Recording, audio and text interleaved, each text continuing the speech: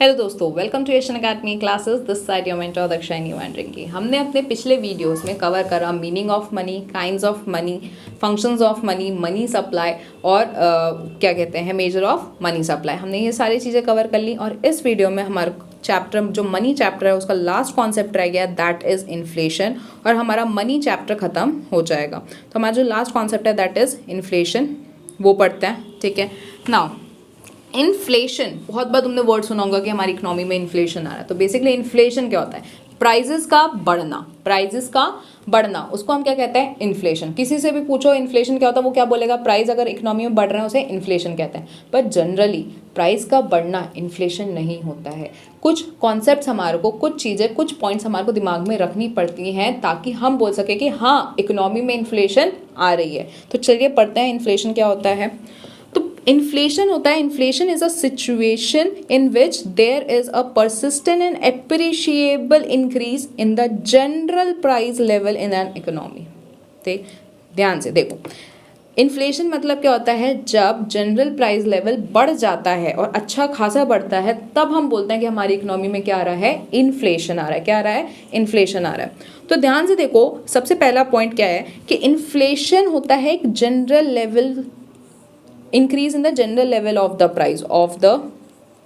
Price. अगर price में एक जो है जनरल प्राइस लेवल अगर इंक्रीज हो रहा है तब हम कहेंगे इन्फ्लेशन आ रहा है। फॉर एग्जांपल, अगर एक गुड्स के प्राइसेस बढ़ गए तो ये नहीं कह दोगे कि इकोनॉमी में इन्फ्लेशन आ रहा है। एक या दो गुड्स के प्राइसेस बढ़ने की वजह से इन्फ्लेशन नहीं आता। Generally most of the goods के क्या होना चाहिए? प्राइसेस बढ़ जाने चाहिए। एक साथ मुझे लग रहा है कि यार इकोनॉमी में एक साथ सारे गुड्स के प्राइसेस बढ़ते जा रहे हैं, है ना। इकोनॉमी में सारे गुड्स के प्राइसेस अगर बढ़ते जा रहे हैं, हम तब कहते हैं कि इन्फ्लेशन आ रहा है।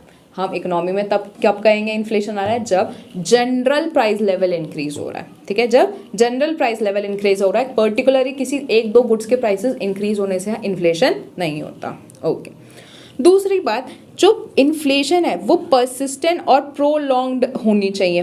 मतलब क्या है परसिस्टेंट या प्रोलॉन्ग? मतलब ऐसा नहीं है कि एक महीने के लिए प्राइस बढ़ गया वापस नॉर्मल हो गया, या एक साल के लिए प्राइस बढ़ गया और अगले साल वापस नॉर्मल हो गया। ऐसे नहीं होता।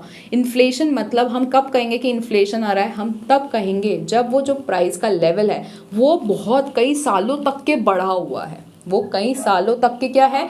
बढ़ा हुआ है। तब हम कहते हैं कि हाँ भाई हमारी इकोनॉमी इन्फ्लेशन में चल रही है, हमारी इकोनॉमी इन्फ्लेशन में चल रही है। एक साल में प्राइस बढ़ गए और अगले साल वापस कम हो गए, उसको इन्फ्लेशन नहीं कहते। ओके, तीसरा पॉइंट, इन्फ्लेशन एक एप्रिशिएबल या कंसिडरेबल अमाउंट से बढ़ना चाहिए।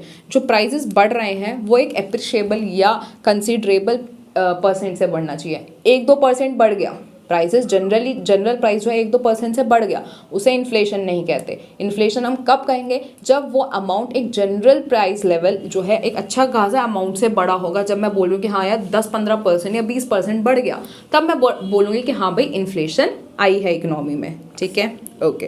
तो इन्फ्लेशन मतलब प्राइस बढ़ना नहीं होता, प्राइस बढ़े पर कई सालों तक के वो प्राइस वैसे ही रहे, सभी गुड्स के प्राइस बढ़ जाने चाहिए और वो अच्छे अमाउंट से उसका प्राइस इंक्रीज होना चाहिए। 1-2% इंक्रीज हुआ तो उसे इन्फ्लेशन नहीं कहते।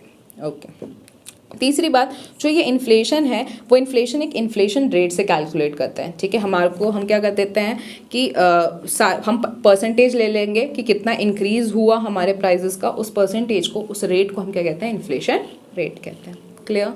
आई होप आपको समझ आ गया हो कि इन्फ्लेशन कब होता है इकोनॉमी में। ठीक है, ओके। इन्फ्लेशन क्यों होता है?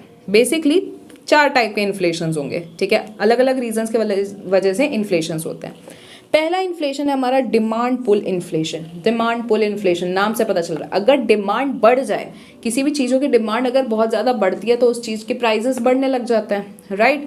तो जब भी डिमांड इंक्रीज होती है और उसके प्राइसेस बढ़ जाते हैं, जब हमारा जनरल प्राइस लेवल बढ़ जाता है, उसको हम क्या कहते हैं? इन्फ्लेशन कहते हैं। सो inflation originated from the demand forces. जो डिमांड फोर्सेज के वजह से इन्फ्लेशन अगर इंक्रीज हो रही है तो उसको हम क्या कहेंगे? Demand pull inflation. ठीक है, ओके।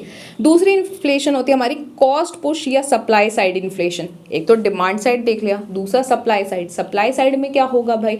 सप्लाई साइड में अगर तुम्हारे फॉर एग्जांपल रॉ मटेरियल्स हो गए या तुम्हारे फैक्टर इनपुट्स हो गए, वो बहुत ज़्यादा महंगे हो गए, ठीक है, रॉ मटेरियल वगैरह महंगा लग रहा है, तो अगर रॉ मटेरियल महंगा है तो वो चीज़ भी क्या हो जाएगी, महंगी हो जाएगी ना, क्योंकि उसका जो रॉ मटेरियल वो क्या हो रहा है, बहुत महंगा हो रहा है।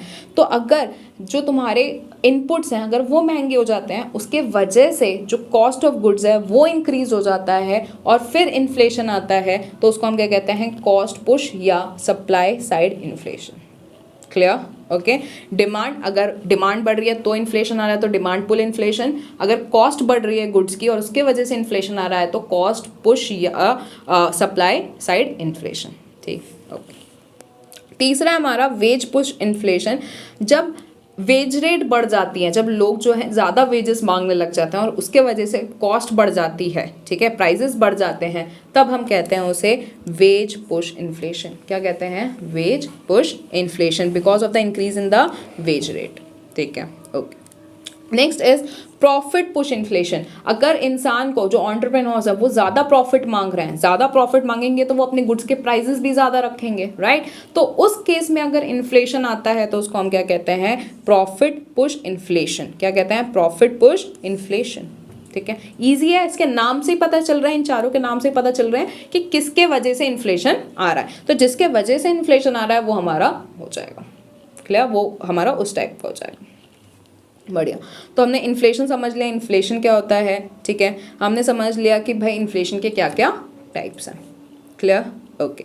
तो ये था हमारा मनी चैप्टर, एक बार देख लो। जो मनी चैप्टर है हमारे को कवर करना था, मीनिंग ऑफ मनी कवर कर लिया हमने। मनी का मीनिंग क्या होता है, काइंड्स ऑफ मनी क्या होता है, functions of money, supply of money और उसको मेजर कैसे करते हैं, ठीक है, और इन्फ्लेशन क्या होता है। तो ये हमारा मनी का चैप्टर था और हमने ये कंप्लीट कर लिया है, ठीक है। तो सारे वीडियोस जिस जिस सीक्वेंस में, उसी सीक्वेंस में, बार बार बोल रही हूँ, उसी सीक्वेंस में देखना, क्योंकि एक चीज एक दूसरे से वो कनेक्टेड रहते हैं। जब तुम्हें मनी नहीं पता तो फंक्शंस ऑफ मनी किसी काम के नहीं है, और फंक्शंस ऑफ मनी, मनी क्या होता है वो ही नहीं पता तो मनी सप्लाई है वो भी समझ नहीं आएगा, राइट। तो जैसे जैसे सीरीज चल रही है वैसी उसी सीक्वेंस में देखोगे तो तुम्हारे कॉन्सेप्ट्स सारे सही जाएंगे, सारे क्लियर हो जाएंगे, ठीक है, ओके। तो अब मनी चैप्टर हमारा क्लियर हो गया। अब हमारे को बैंकिंग चैप्टर करना है और बैंकिंग चैप्टर में हमारे को ये 3 चीज़ें करनी है, then this unit will be over, clear, okay. चलो, तो मिलते हैं हम आपसे अगली वीडियो में। इस वीडियो के लिए बस इतना ही, थैंक यू।